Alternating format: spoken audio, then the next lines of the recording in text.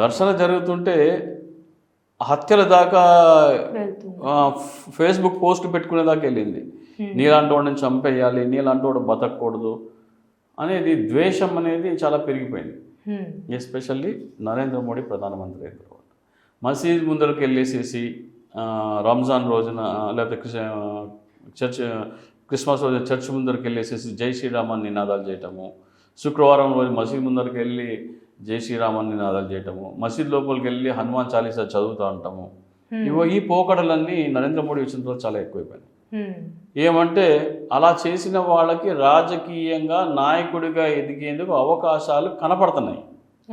అలా చేసిన వాళ్ళకి రాజకీయ పదవులు ఇచ్చారు. నూపూర్ శర్మ అని ఒక అమ్మాయి ఉంది. ఆ అమ్మాయి ఇటువంటి విద్వేషపూరితమైన ప్రసంగాలు చేసేది. ఆమెకి ఎంపీ టికెట్ ఇచ్చారు, ఎంపీ గెలిచింది. మన హైదరాబాద్ ఓల్డ్ సిటీలో మాధవీలత, ఆవిడ కూడా అటువంటివి చేశారు. ఆమెకి హైదరాబాద్లో ఓవైసీ మీద పోటీ చేసేందుకు ఆమెకి టికెట్ ఇచ్చారు. అయిపోయింది. ఇప్పుడు ఎన్నికల ముందర చాలా మాట్లాడిన మాధవీలత ఏమైపోయింది? తిరుపతి లడ్డూలో కల్తీ జరిగిందంటే ఆమె రామ రామ రామ ట్రైన్లో చేసుకుంటా బాధపడిపోకుండా భజన చేసుకుంటూ వెళ్ళింది కదా. అవునండి.